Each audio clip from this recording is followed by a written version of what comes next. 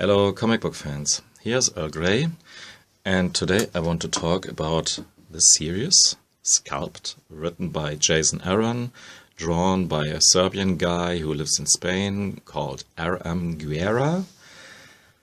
And this series is absolutely amazing. Just to give you that right in the beginning, if you have any kind of problem with the series, yeah, maybe we have to disagree hard.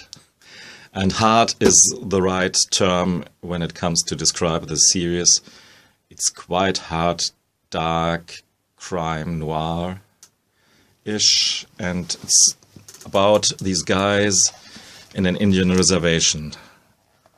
This is a guy, gay henchman of the main Indian chief, who is the main villain, but sometimes also kind of a bit of relatable or likable character, but just this bit likable. This is another one. I don't want to spoil anything more than necessary.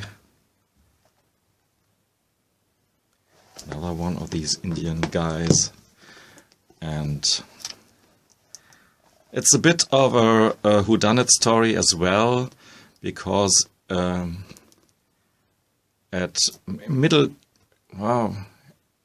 halfway through the story, or a bit earlier, she's got killed, and it's not clear who has done it, and so this has to be solved. Look at this art here. And what a simple and neat and satisfying solution how to do your covers. Just put some art on it. And so these hardcovers are pretty amazing and fitting for the book, except for this annoying... oh, look at that. Here the inner spine lifts up a bit. I want to... that has to be the only one. The other ones are this kind of binding where all the pages stick there, and the inner spine doesn't lift up, doesn't go up when you read this, so you have to apply some power to open some of the pages, and some of the content just is swallowed by the gutter. But so you can see I didn't recognize this at all. This book is a bit better bound than the others, but that's the only beef I have with these books. It's an incredibly bloody story, but all the blood that is shed serves the story. And you can't say that for every comic, I think. And it's and it's an amazing cast of characters, very diverse, very, even though women are a bit underrepresented, but there are some really important ones as well, but maybe underrepresented as fully fleshed out characters. There are love interests or sex interests, to put it more correctly. But I think in a poor community like this Indian reservation, where all the stuff is playing, it's a bit fitting, because the women are the weakest part of the chain. So violence against women has to be a theme, a topic, and violence in every way. So if you're not, if you're lightly offended by violence or sexual content or something like that, what can I do? This book won't do anything for you, I'm afraid.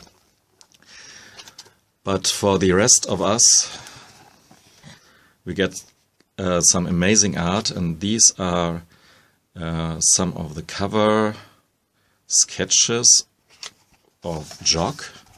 And Jock is one of the best cover artists, in my opinion, but he can't hold any the water to the art of r.m. Guera. Regardless where I open up this book, his art is incredibly poignant and reads very well. It's not art for art's sake, but you get some amazing panels, gruesome villains as well. And it's not a nice place to live in, this Indian reservation, but Jason Aaron, who wrote this, makes it clear, the motivations clear, why people stay there or have to stay there, even if they want or pretend for their whole lifetime they want to leave and want to live somewhere else. So yeah, the representation of women isn't all PC, and especially in the beginning you get the impression all the men are badasses and the prenames of all women is bitch. But it changes quite a bit with every volume, and every character almost every character has a big change in the run of the story.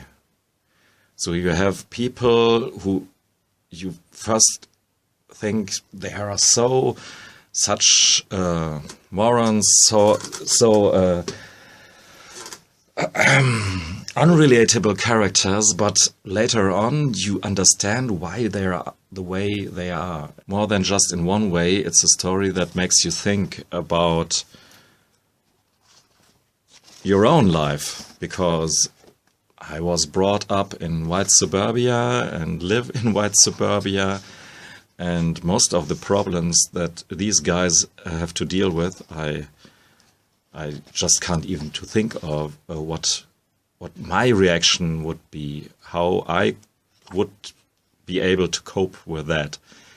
I'm afraid I wouldn't be able. So these people are under enormous stress and have to act under these circumstances, so that even some brutal murders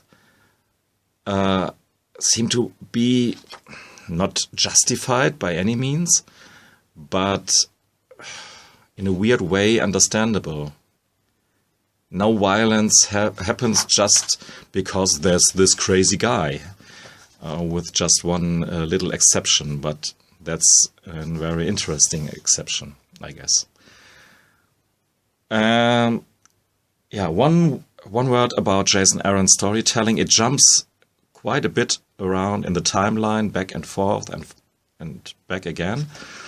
And I guess this read very well in the issues too, because you get a lot in each chapter. So if you're just few issues in, you have a very good overview of bits and pieces here and there, and the puzzle gets complicated but more fleshed out with every issue, and in the end you have a whole panorama. This is one of the filling artists. I guess this was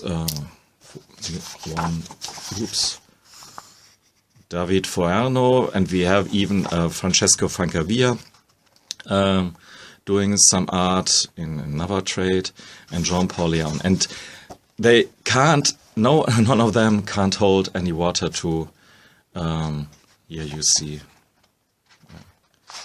they aren't as good as r.m.guera. And if you say Francesco Francavilla isn't as good as the main artist, this says something. So, this was my totally unprepared rambling about the series. I've just read it and found it so amazing and figured I will not have the time to do this in a month or so. And yeah, I hope you could cope with me and my loose thoughts about this very dense and thick plot. And if you're inclined just a little bit to try this out, do it. Highest recommendation, one of the best series I've read in a long time. Oh, yeah. I've read Y: The Last Man not so long ago. So, and but it's good as 100 Bullets or so, and it's really a fantastic read. Yeah, that's what I wanted to tell you and show you for the most part. Thanks for listening and watching. Goodbye.